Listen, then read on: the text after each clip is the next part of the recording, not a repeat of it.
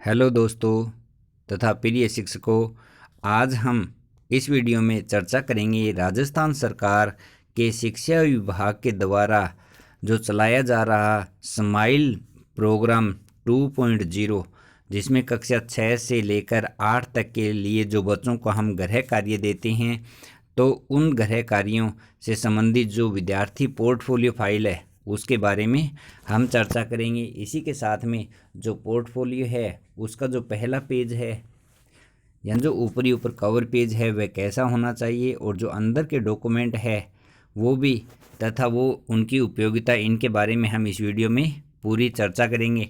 क्योंकि जैसा आप जानते हो कि जैसे ही स्माइल प्रोग्राम 2.0 आया है तो इसकी मॉनिटरिंग भी ज़्यादा होने लग गई है, और साथ में थोड़े दिन पहले एक आदेश आया था कि जो परीक्षाएं होगी तथा जो आंतरिक मूल्यांकन होगा वह इसी गृह कार्य के आधार पर बच्चों को नंबर दिए जाएंगे और बोर्ड परीक्षा भी होगी, तथा जो इसी के आधार पर जो नंबर दिए जाएंगे जो पोर्टफोलियो के आधार पर, तो इसलिए पोर्टफोलियो का निर्धारण तथा संधारण बहुत ज़रूरी है।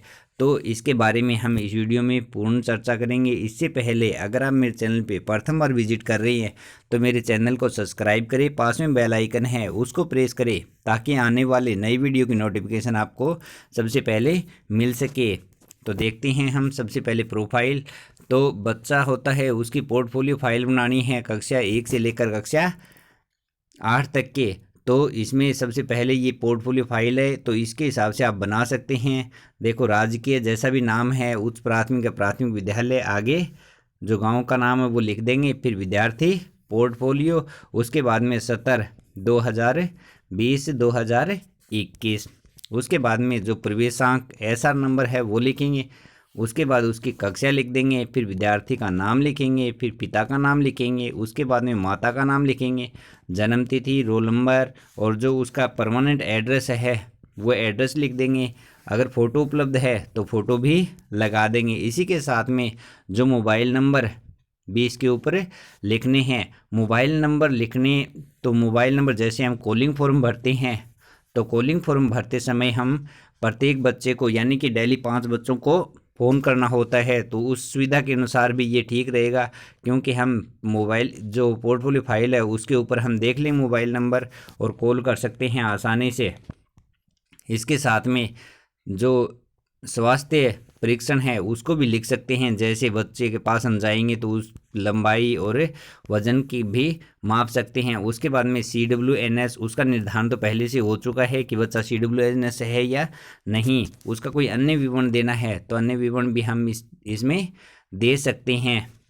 तो ये तो हो गया इसका कवर पेज। उसके बाद में हम चर्चा करते हैं इसके ऊपर कि जो पोर्टफोलियो फाइल है उसमें संधारण किन चीज़ों का करना है।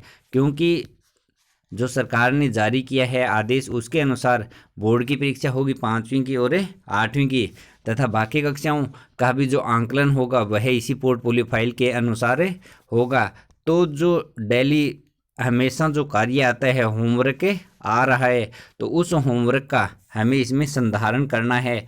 यानी कि जिस सब्जेक्ट का आता है उस सब्जेक्ट का जो होमवर्क है उसका हमें पेज लगाना है, और जो विषय अध्यापक है वो उस पेज को जांच करेगा, और जांच करने के बाद में पोर्टफोलियो फाइल में लगा देगा, और पोर्टफोलियो जो फाइल है उसका संधारण करने की पूर्ण जिम्मेवारी कक्षा अध्यापक की रहेगी। जैसे कक्षा 8 का अध्यापक है तो वह सभी बच्चों की पोर्टफोलियो फाइल का संधारण करेगा, तथा जो विषय अध्यापक है वह अपने विषय की जो फाइल में पेज है या फिर कॉपी है उसको जांच देगा। जांचने के बाद में उसका संधारण का काम केवल कक्षा अध्यापक का काम है संधारण का, और बाकी जो विषय है उनमें जो चेकिंग का कार्य है वो विषय अध्यापक के द्वारा किया जाएगा। और जो कार्य स्माइल प्रोग्राम के द्वारा जो वीडियो सरकार भेजती है उसके साथ में गृह कार्य भेजती है, तो डेली गृह कार्य आता है, उसी गृह कार्य का संधारण करना है। उसी के साथ में एक बात और भी जोड़नी है कि जो क्विज आती है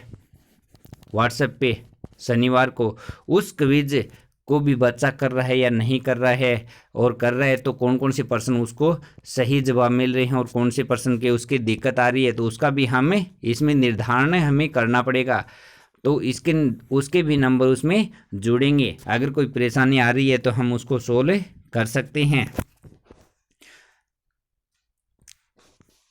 तो और साथ में इसके कि जिन बच्चों को हम कॉल कर रहे हैं तो उनका भी हमें एक अलग से रजिस्टर मेंटेन करना पड़ेगा, और हो सकता है तो हम इन्हीं जो पोर्टफोलियो फाइल है उसमें भी ऐड कर सकते हैं कि इतने तारीख को ये एक पेज सबसे पहले कवर पेज के साथ में एक पेज और भी जोड़ सकते हैं कि इस बच्चे को हमने इस दिन कॉल किया था।